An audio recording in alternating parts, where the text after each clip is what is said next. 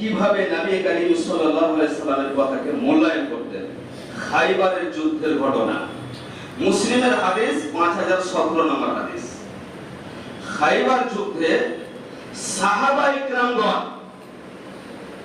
কয়েকদিন অনাহারে আছে, গৃহপালিত গাধা জবাই করেছে, রান্নায় বসিয়েছে, মাংস সেন্ট বের হয়ে গেছে।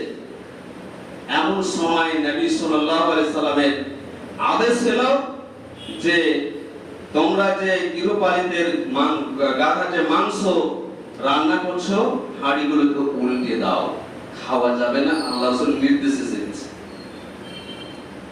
মাংস সেন্ট বের হয়ে গেছে, মানে বুঝতে পারছেন একদম রান্না হয়ে যাওয়ার মধ্যে।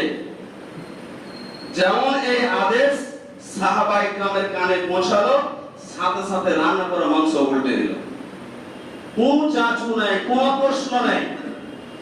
আমরা বলে কি বলতাম, আল্লাহ রাসূল রান্না তো হয়েই গেছে, আর কয়েকদিন থেকে অনাহারে আছে, অন্তত এইটা খাওয়ার অনুমতিটা দেন, এর পরে নাই আর খাবো না।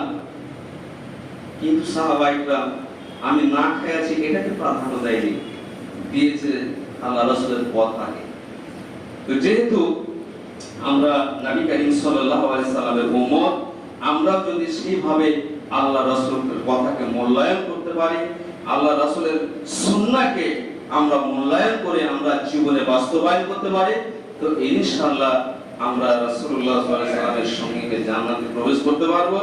আর যদি নাফরমানের খাতায় নাম চলে যায়, সালাত সিয়াম করার পরেও যদি নাফরমান হয়ে যায়, তাহলে কিন্তু জান্নাত সুভাগে জুটবে না।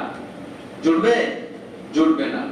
একটা কথা, যেহেতু একটা কথা এখন এই কথাটা প্রায় মানুষ জানে, তার জন্য বলছি। রিসেন্ট আমরা জানি যে ইরানের প্রেসিডেন্ট